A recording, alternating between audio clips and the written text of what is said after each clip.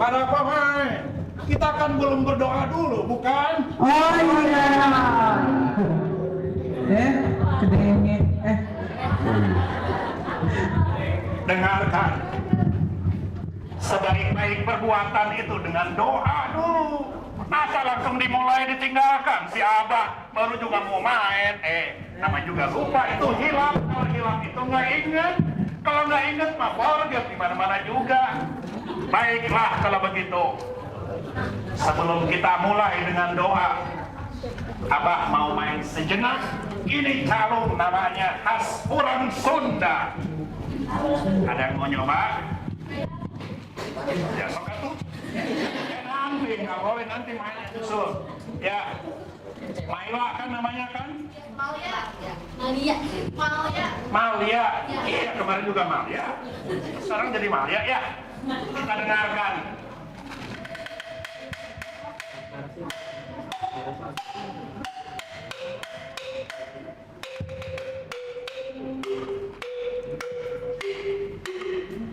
Gong.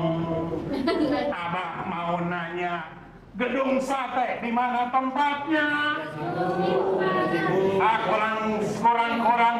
Kurang kompak di Bandung. Gedung sate di mana tempatnya? Di Bandung. Oke, sip. Museum Geologi satu-satunya yang ada di Indonesia, di mana tempatnya? Di Bandung. Oke, terus ada yang bis namanya bis Bandros, di mana itu? Di Bandung. Terus cuanki paling enak katanya cuanki Ibu Rati, di mana? Di Bandung. Dan ini konferensi Asia Afrika di mana juga? Di Bandung. Baiklah. Mari kita mulai dengan doa dulu ya. Al-hadiniyah bikuliniyatin solihah. Al-Fatihah. Alhamdulillah. Bismillah.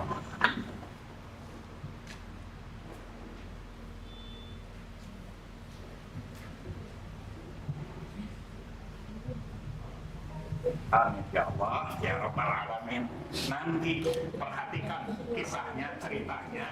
Hafalkan dari A sampai Z, dari Z sampai A. Yang hafal dapat hadiah. Tanya nanti ke Bu Tari minta hadiahnya ya. Ada mobil kuncinya, ada motor gambar fotonya, ya. Pokoknya dapat semua hadiah. Mari kita mulai. Penonton salah. Pemain dimulai, mangga.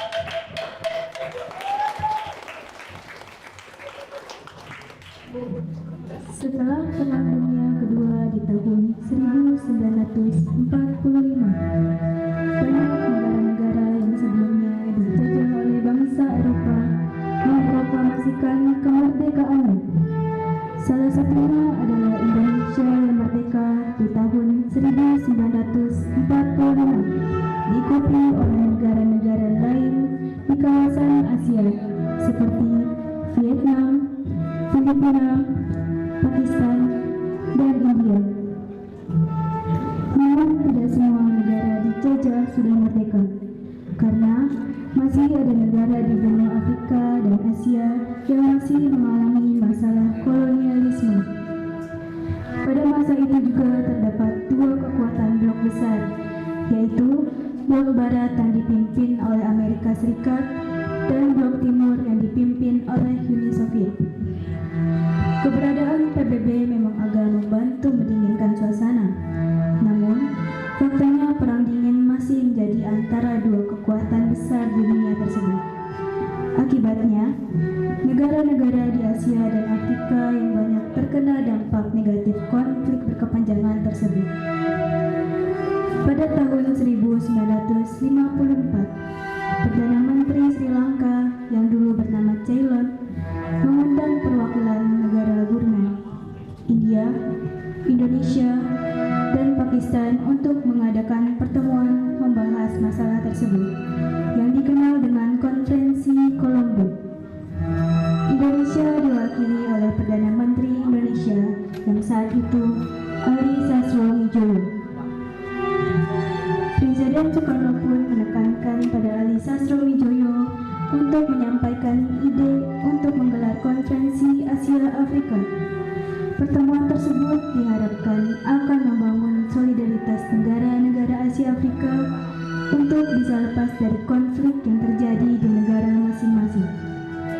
Konferensi Kolombo yang dihadiri oleh 5 negara tersebut berlangsung antara 28 April sampai 2 Mei 1954 dan membicarakan masalah-masalah yang menjadi kepentingan bersama. Berikut ini sebagai pengundang adalah Perdana Menteri Sri Lanka, yaitu Sir John Kotelawala. Perwakilan dari Indonesia yaitu Perdana Menteri Ali Sastro-Wijoyo. Perwakilan dari Indonesia yaitu Perdana Menteri Jawaharlal Nehru. Perwakilan dari Pakistan yaitu Muhammad Ali, dan perwakilan dari Burma yaitu UNU.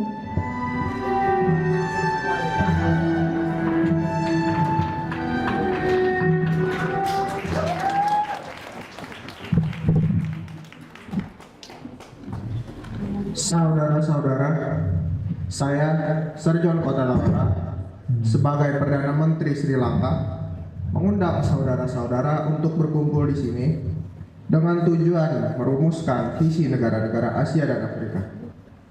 Mari kita diskusikan kerjasama di antara kita dan langkah-langkah yang harus diambil untuk mencapai tujuan kita.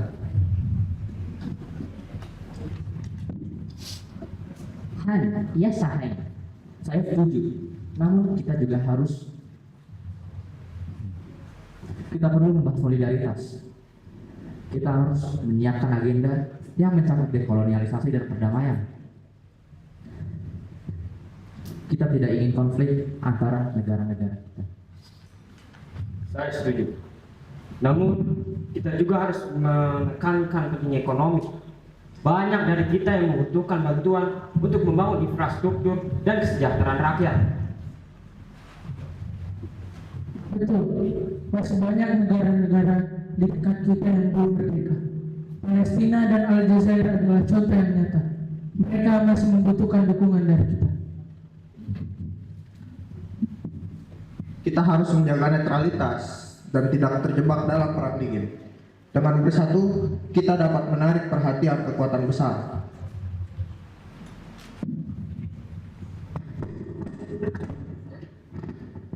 Itu benar. Mari kita buat rencana untuk sebuah pertemuan di Indonesia, tepatnya di Kota Bogor, untuk merumuskan konferensi yang lebih besar.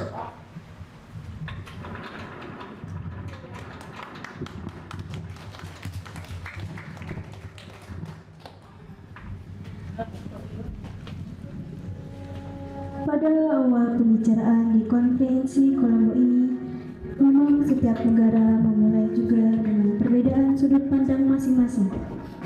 Misalnya, Pakistan menekankan masalah Kashmir yang menjadi konflik dengan India.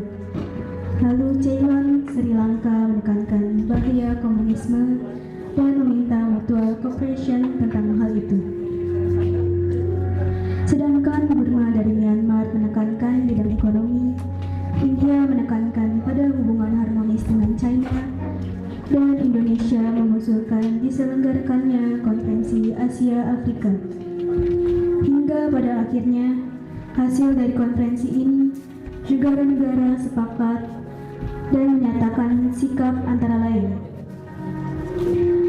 menentang senjata nuklir dan alat pemusnah massal apapun, menyekam penjajahan kolonialisme, mendukung pembentukan demokrasi, menentang campur tangan negara-negara komunis dan anti-komunis, serta mendukung perdamaian dan keamanan dunia.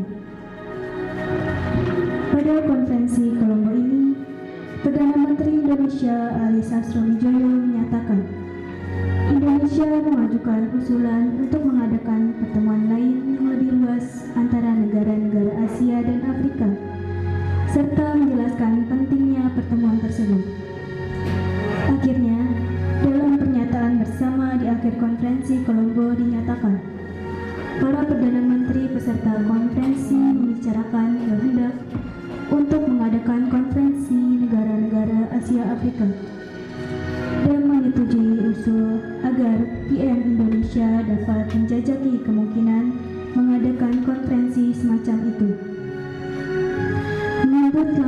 besar yang disepakati oleh 5 negara ini, maka pemerintah Indonesia pun dengan segera menyiapkan diri untuk menyelenggarakan peristiwa besar ini.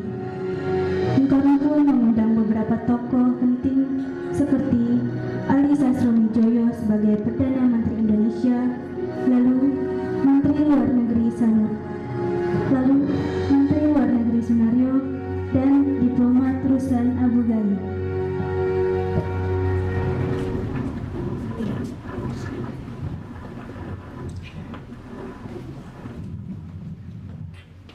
Rekan-rekan sekalian, saat ini dunia terpecah belah di antara dua blok besar, yaitu blok barat dan blok timur.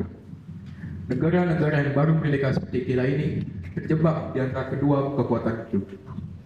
Sudah saatnya negara-negara di Asia dan di Afrika bersatu untuk memperkuat posisi kita dan untuk mendukung kemerdekaan yang belum bisa sepenuhnya kita nikmati. Kita butuh wadah untuk bersuara. Ya, Bung Ali benar. Kita sudah lama dijajah oleh kolonialisme. Dan kita sebagai bangsa yang merdeka harus bisa berdiri di atas kaki kita sendiri. Negara-negara di Asia Afrika memiliki satu nasib yang sama. Kita harus mengubah sejarah. Dan kita harus bisa menjadi tuan rumah dari dunia ini. Saya setuju. Namun, Bung Ali dan Bung Karno, untuk melawan Indonesia sebuah pertemuan begitu besar akan sangat sulit. Masih banyak bangsa-bangsa di negara sana yang belum memiliki hubungan diplomatik yang kuat. Bagaimana kita akan menarik mereka untuk datang ke Indonesia? Kita bisa memulai langkah ini dengan mengundang negara-negara bersahabat di Asia dan di Afrika. Kita bisa menjadikan Indonesia sebagai pusat diskusi tentang kemerdekaan dan keadilan. Ini adalah saatnya kita bersatu untuk mengatasi tantangan ini. Betul, Bung Ali. Kita harus mengonsolidasikan sebuah agenda yang dapat diterima oleh semua bangsa. Musuh utama kita adalah dekolonialisasi. Namun kita juga harus membahas ekonomi dan perdamaian. Dengan begitu, semua negara akan ikut serta dengan relevan mengikuti agenda ini. Kita tidak hanya akan membicarakan soal kemerdekaan, tetapi soal harga diri, martabat-martabat negara yang sudah lama ditindas. Dan kita akan membuat seluruh negara mendengar. Ali, Ruslan, kalian tahu kan apa yang harus kalian lakukan? Siap, Tuan Presiden. Siap, Tuan Presiden. Akan saya undang negara-negara yang hadir di konferensi Kolombo yang lalu. Dan akan kami siapkan pula agendanya. Ya.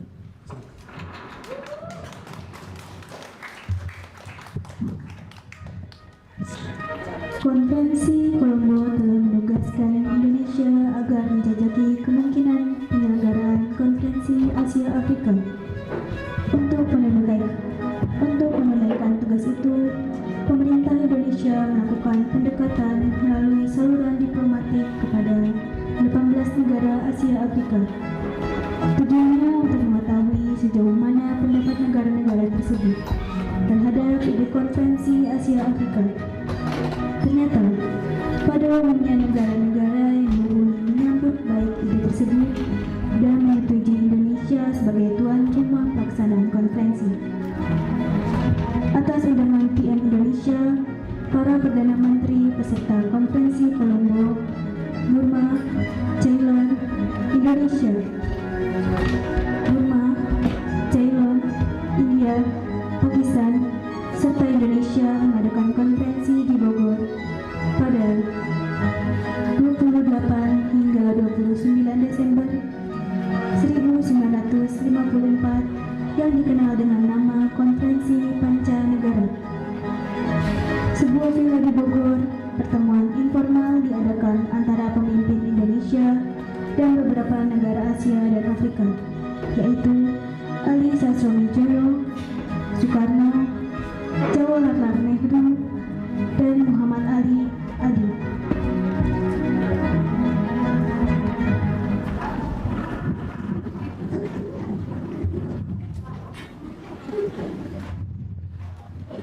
Saudara-saudara sekalian, kita semua berkumpul di sini untuk membahas persatuan negara-negara di Asia dan Afrika. Kita perlu menunjukkan kepada dunia bahwa kita adalah bangsa yang merdeka dan berdaulat.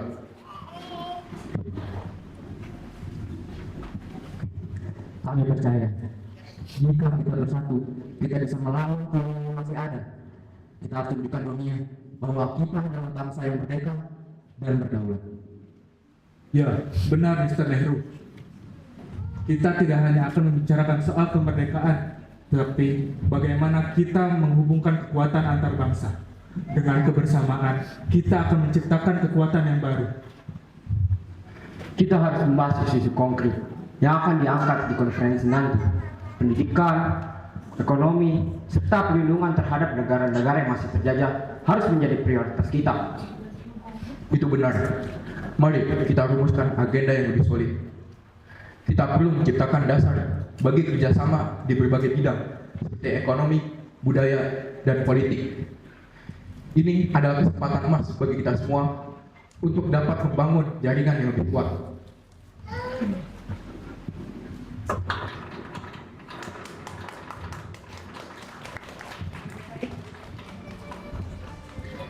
Konferensi Pancanegara atau Konferensi Bogor ini membicarakan persiapan pelaksanaan Konferensi Asia Afrika.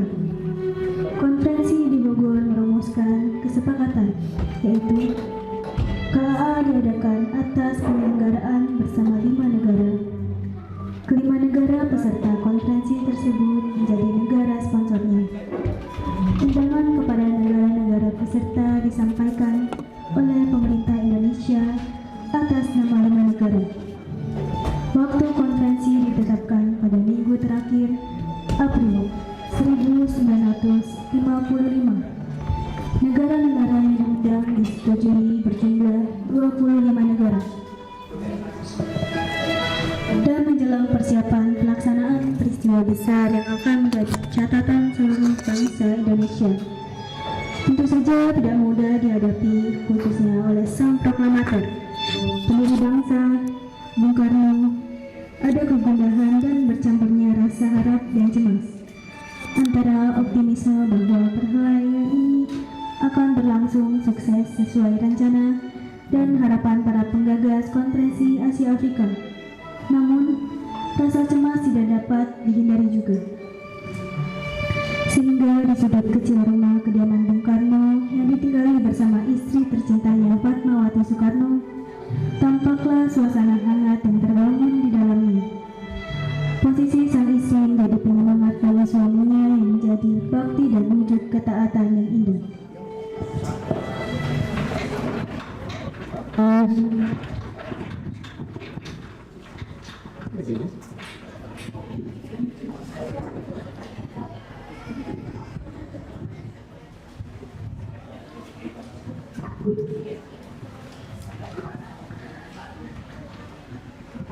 Kang Mas, Ya, ada apa nih Mas?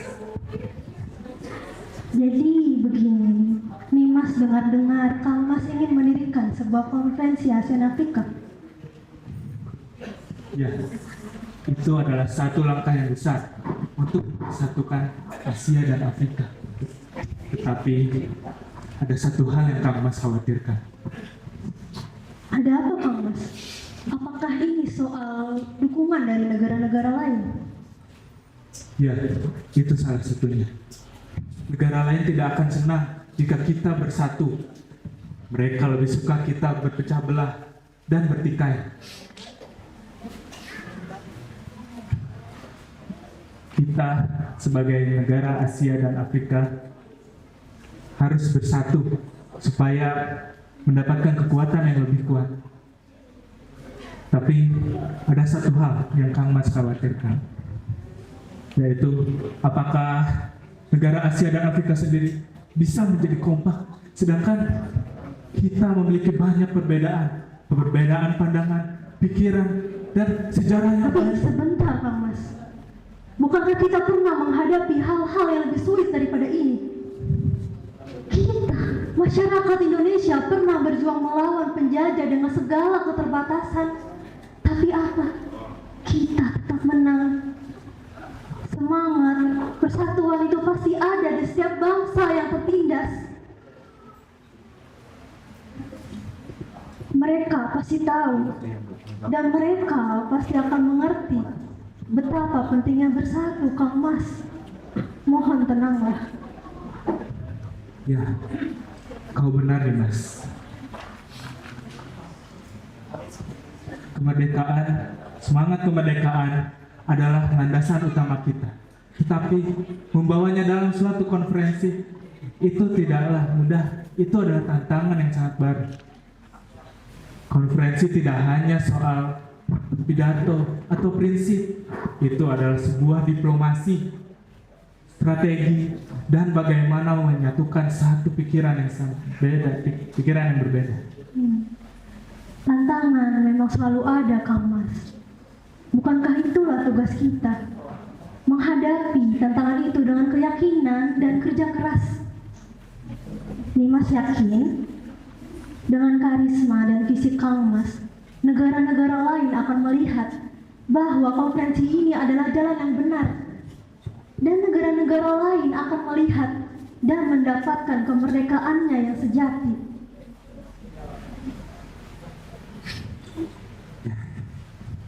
Kau memang selalu tahu cara membangkitkan semangatku, Nimas. Kadang aku selalu bingung, apakah aku bisa berjalan sejauh ini. Tetapi dengan adanya dirimu di sisiku, semuanya menjadi mungkin.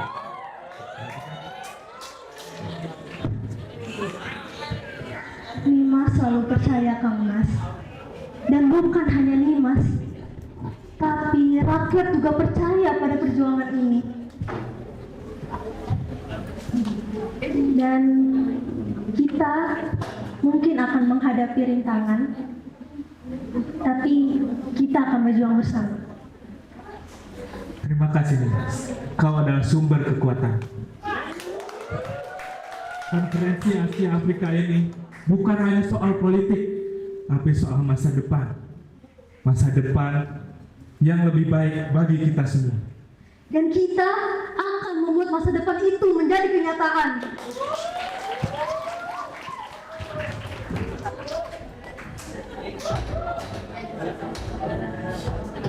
Sementara itu, di sudut kota Jakarta lainnya, terdapat juga sebuah suasana hangat di mana sang penghuninya adalah bukan tokoh biasa, melainkan tokoh nasional yang menjadi salah satu penggagas peristiwa bersejarah Konferensi Asia Afrika. Itulah rumah kediaman Perdana Menteri Ali Sastroamidjojo yang tengah berdiri menghadap ke jendela ke arah pemandangan di luar. Lalu dia berjalan menuju meja kerjanya, terlihat mempersiapkan dokumen-dokumen persiapan pelaksanaan konferensi. Saat itu, Ali didatangi oleh istrinya, Titi Relia.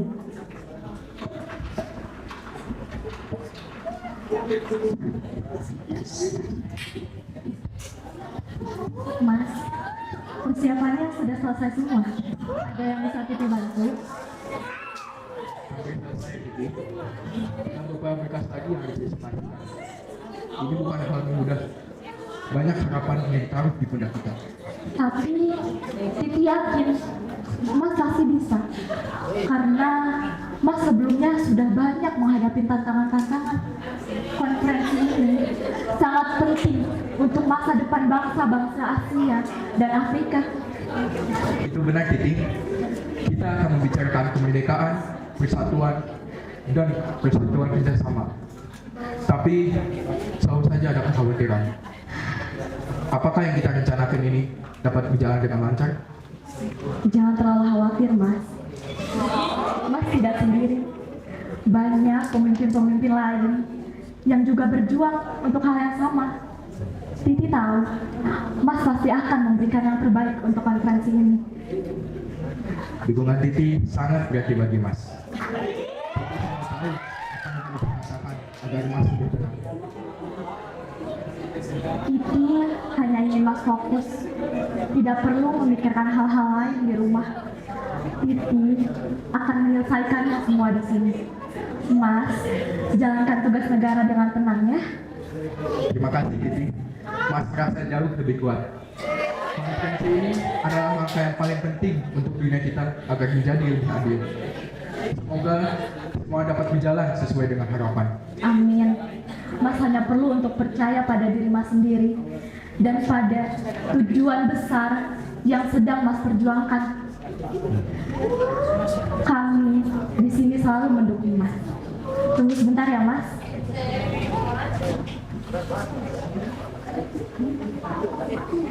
Mas, ini jas dan kopiahnya sudah Titi siapkan. Terima kasih, Titi.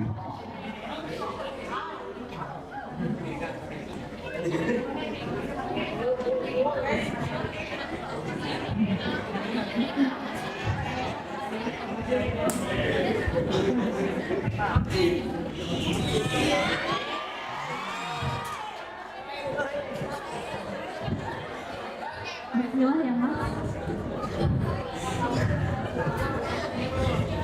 Berikan yang terbaik untuk konferensi ini, karena konferensi ini sangat penting bagi masa depan bangsa-bangsa. Dan jangan lupa untuk selalu berdoa kepada Allah Subhanahu wa Ta'ala. Terima kasih, Titi. Akan Mas ingat semua yang Titi sampaikan. Selalu doakan Mas ya. Pasti, Titi pasti akan doakan yang terbaik untuk Mas. Selamat berjuang, suamiku.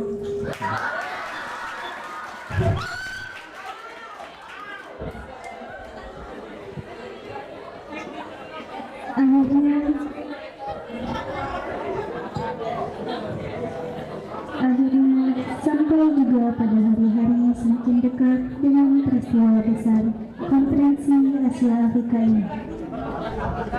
Panitia pelaksana konferensi yang mewakili pemerintah Indonesia yang saat itu dipelopori oleh Perdana Menteri Ali Sastroamidjojo berjumpa langsung dengan Rustan Abu Ghani sebagai Menteri Luar Negeri yang tidak kecil peran dalam mensukseskan konferensi ini. Di ruang rapat Istana Negara, tampaklah keduanya sedang berbicara cukup serius demi suksesnya penyelenggaraan konferensi Asia Afrika pada bulan April 1955.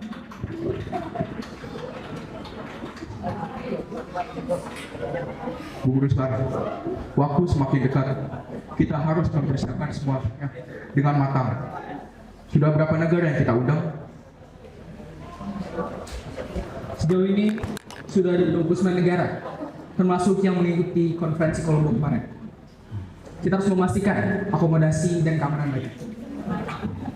Saya juga ingin menambahkan bahwa saya sudah menghubungi para diplomat dari negara-negara lain. Mereka sangat antusias untuk mengikuti agenda kita kali ini. Bagus. Kita perlu menekankan pentingnya kebebasan dan hak asasi manusia dalam konferensi ini.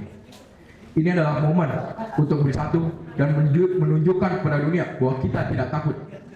Baik, siap. Mari kita lakukan. Siap.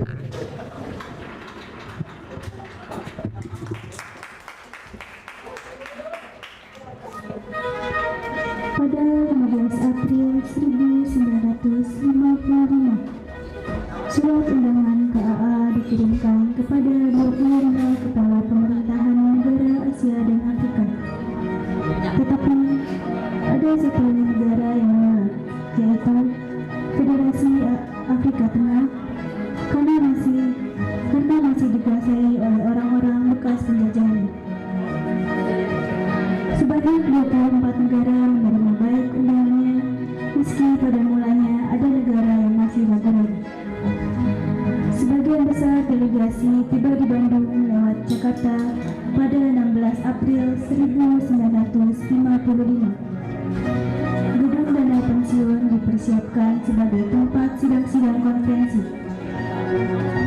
Hotel Roman, Hotel Granger, dan 12 hotel lain, serta perumahan penerangan dan pemerintah dipersiapkan sebagai tempat menginap para tamu yang berjumlah 1.300 orang.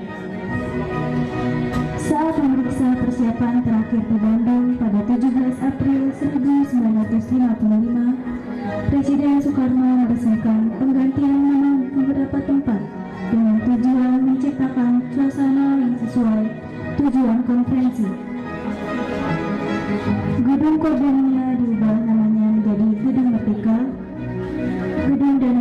menjadi gedung berwarna dan sebagian jalan timur menjadi jalan Asia Afrika.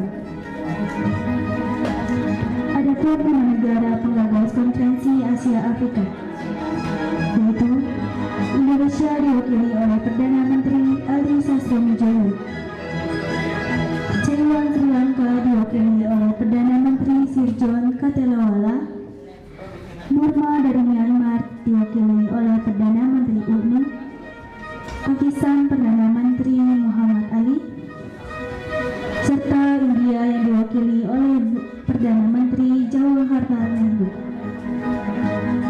Sebanyak 24 negara dari Asia dan Afrika menghadiri KA, yaitu Afghanistan, Kamboja, Republik Rakyat Tiongkok, Mesir, Ethiopia, Pantai Emas, Iran, Irak, Jepang, Yordania, Laos, Lebanon, Liberia, Libya, Nepal, Filipina, Saudi Arabia, Sudan, Syria, Thailand, Turki, Republik Demokrasi Vietnam, Vietnam Selatan, serta Yemen.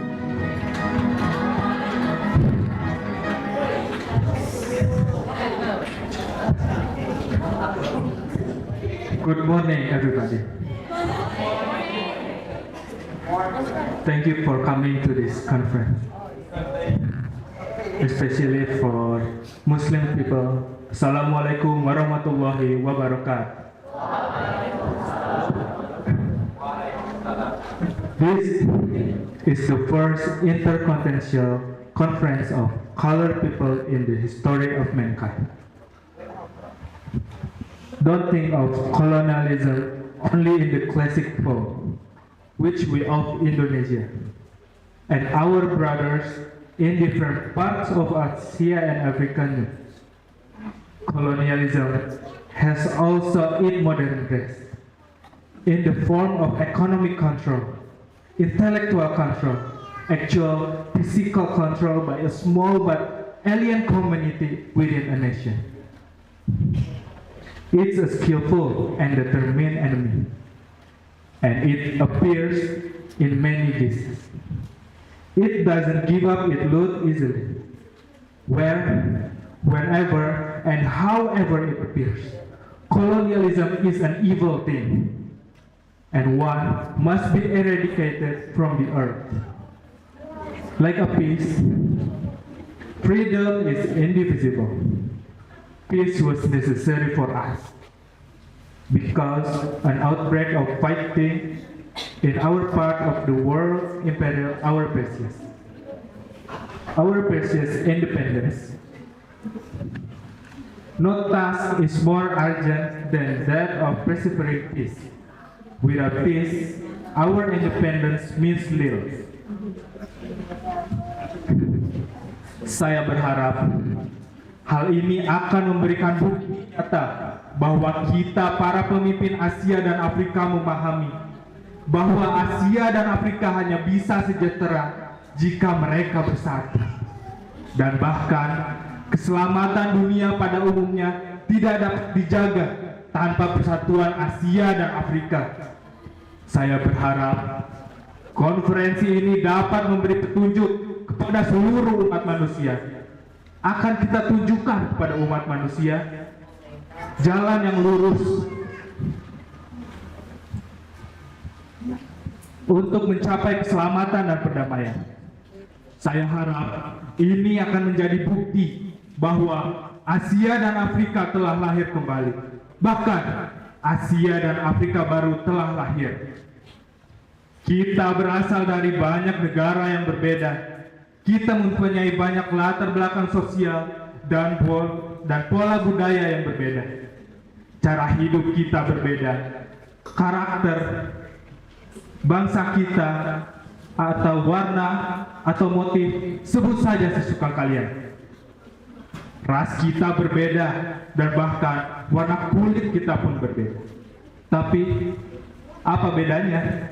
Umat manusia dipersatukan atau dipisahkan oleh pertimbangan-pertimbangan selain ini. Konflik datang bukan dari ragam kulit, bukan pula dari ragam agama, namun dari ragam keinginan. Saya yakin kita semua dipersatukan oleh hal-hal yang lebih penting daripada hal-hal yang secara dangkal memisahkan kita. Kita dipersatukan misalnya oleh pernyataan umum tentang kolonialisme dalam bentuk apapun. Kita dipersatukan oleh kebencian yang sama terhadap rasialisme, dan kita dipersatukan oleh tekad bersama untuk menjaga dan menstabilkan perdamaian di dunia. Merdeka! Merdeka! Merdeka!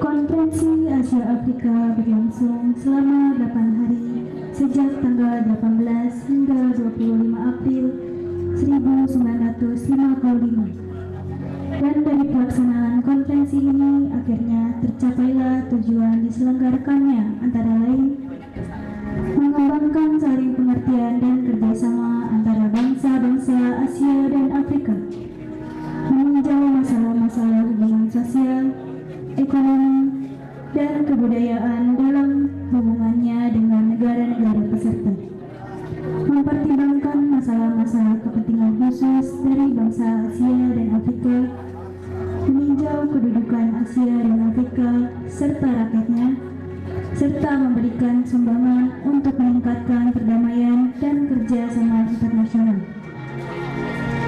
Konferensi ini menghasilkan Dasar Sila Bandung atau The Ten Principles dan mencerminkan prinsip-prinsip hak asasi manusia, kedaulatan bangsa, dan perdamaian dunia.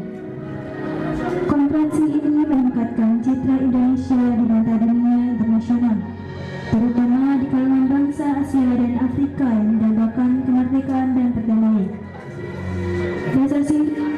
Dasar Sila Bandung dianggap sebagai akhir dari era penjajahan dan kekerasan, serta menimbulkan perubahan dalam struktur badan internasional seperti PBB. Konferensi ini juga memunculkan semangat solidaritas di antara negara-negara Asia dan Afrika. Dalam konteks ekonomi global, KAA menekankan perlunya negara-negara berkembang saling membantu dan mengurangi ketergantungan pada negara-negara industri terbuka.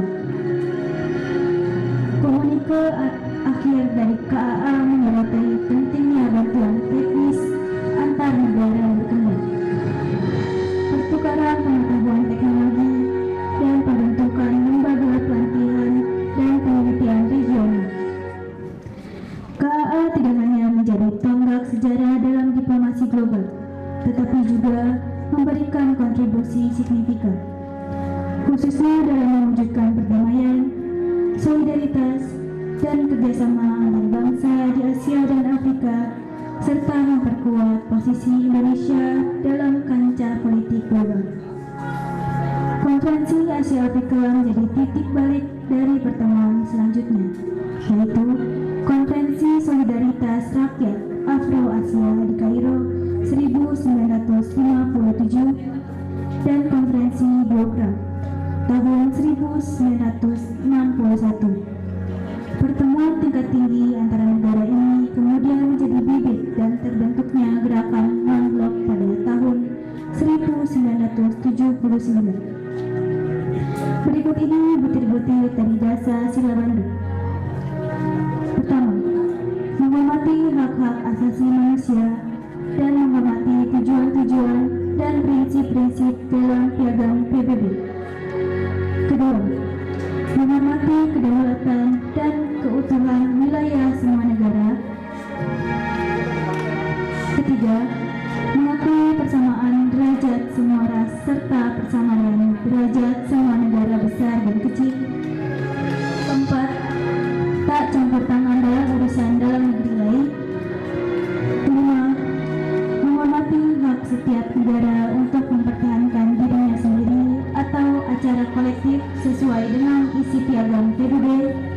Keenam, tidak menggunakan pengaturan pertahanan kolektif untuk kepentingan khusus negara besar manapun dan tidak melakukan tekanan terhadap negara lain manapun. Tidak melakukan tindakan. Ketujuh, tidak melakukan tindakan atau ancaman agresi atau menggunakan ketekunan terhadap keutuhan wilayah atau kemerdekaan politik negara manapun. Kedelapan, menyelesaikan semua perselisihan internasional dengan cara-cara damai seperti melalui perundingan, konsultasi, arbitrasi, atau penyelesaian hukum, ataupun cara-cara damai lainnya yang menjadi pilihan pihak-pihak yang bersangkutan sesuai dengan isi piagam PBB. 9. Meningkatkan kepentingan dan kerjasama.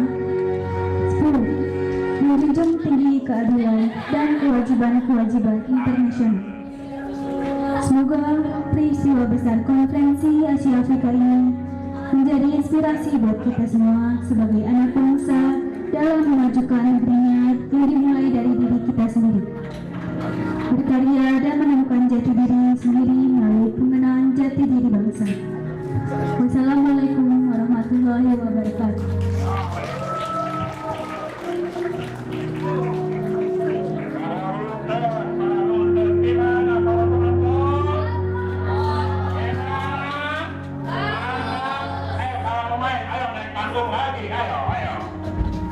Berikut saya akan sebutkan para tokoh-tokohnya. Iya, silakan nanti yang disebutkan langsung ya. Apa juga pengen kenal sebetulnya siapa ini teh sok pada. Pemeran tokoh sebagai Soekarno yaitu Zaki Muhammad Rahman. Bung Karno ini. Pemeran tokoh Fatmawati yaitu Aurelia Devina Putri.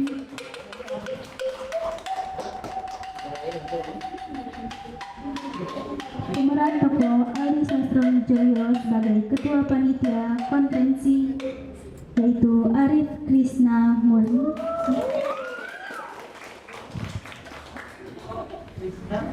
Lalu pemeran tokoh Ruslan Abdulghani yaitu Amir Dinar.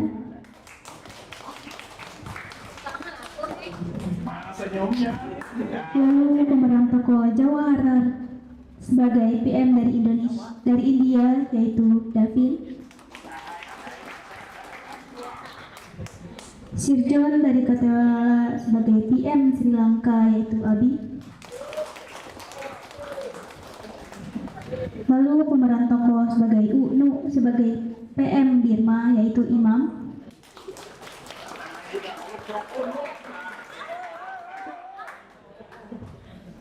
Lalu selanjutnya ada Muhammad Ali sebagai PM Pakistan yang diperankan oleh Aib. Selanjutnya ada Siti Rodia sebagai istri dari Ali Sastrowijoyo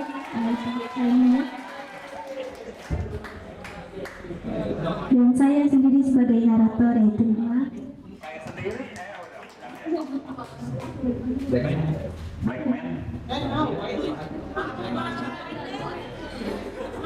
Para pengangkut layar coba maju ke sini semua. Ini bukan black man, white man namanya ini. Layar putih, sok masuk semua Pak. Ayo. Ahmad, Bian mana Bian? Bian mana Bian? Salah kastawes. Oke. Sudah? Lalu sebagai aktor pendukung yaitu ada Mati. Oh iya, ada Martin.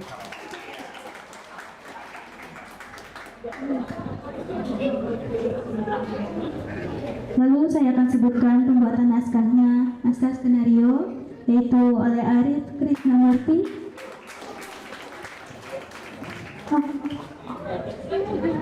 Lalu skenario yaitu dibuat oleh Arif, kelas 9, Aurel, serta Kania.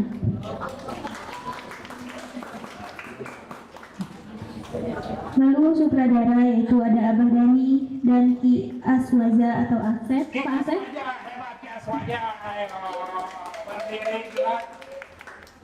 Iya. Abah Dhani mah lagi sembunyi, nggak ketahuan. Lalu selanjutnya yang terakhir yaitu ada teknik dan montage oleh Bapak Sutrario. Ya, yang di belakang layar Pak Satrio, coba tunjukkan dirinya. Pak Efri, Pak Satrio, Pak Agung, semua membantu sepenuhnya tuh. Pak Efri ada di belakang. Pak Satrio mana? Bapaknya Mariam sama bapaknya ada. Oke, nih. Sudah semua? Ada yang mau hadiah? Ada yang mana mau hadiah atau tidak? Sebutkan. Acungkan tangan dulu ya, awas. Hadiahnya ada nyantol di sini, apalagi kalau bukan suling. Oke, pertanyaannya adalah, bentar ya, apa pertanyaannya? Iya, aduh. Sebutkan 3 negara saja. Nah, dulu belum selesai 3 negara, kalian negara sebelah. 3 negara peserta Asia Afrika. Silakan tuh. Alia dulu tadi katanya, ya silakan. Berdiri tapenya. Iya dirimu? Iya aku betul. Indonesia. Yang Indonesia terkasih. Di luar Indonesia, di luar Asia. Oh, semuanya di Asia. Oke, lalu lagi. Iya. Burma atau Myanmar. Iya. Lain apa? Sri Lanka. Oke. Papua.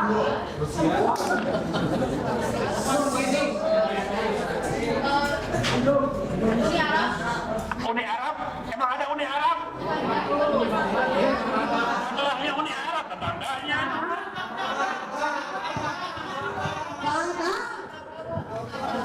Apa? Mengaku kalah? Nggak apa-apa, satu lagi, sok belakang kita mah. Si Aki, si Abraham ada bagus, sok cepetan, satu lagi. Sebentar. Negara acak-acak itu apa? Iya, India. Iya, nggak apa-apa. Emang India ikut? Ikut nggak? Ikut nggak? Bener nggak? Iya, bener. Kalau bener tuh jangan ditolongin sok sini. Soal nomor 2. Dengerin, yang tepat selesai acaranya ada lapor saya juga. Sebutkan satu aja dari 10 dasar sila. Nah, loh. Ambil kertasnya tuh kalau mau mah. Buka googling, sok 5 menit googling. Satu saja. Ayo cepetan. 5, 4, tuh. Coba dari jauh. Satu dagangan dulu. Cepetan tuh di atas tuh, nempel juga tuh. Saya berani, ayo. Mana tadi? Iya, sok. Iya, kamu, bener kamu. Iya, betul. Berdiri tapi kamu. Ayo, Habib, ayo ke depan.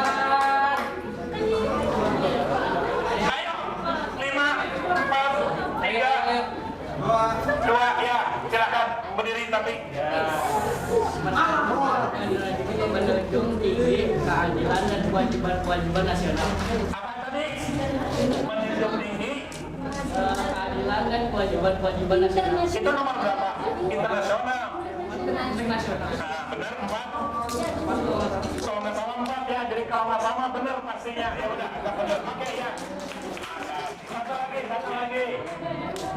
Siapakah pemeran yang paling populer yang jadi istrinya Ali Sosrofi Doyo? Nama lengkapnya bukan Yo ya, silakan. Nama lengkapnya Ali istri Sosrofi Doyo, bukan beliaunya apa semua. Siapa? Pertanyaannya. Ada jadi pertanyaan teh.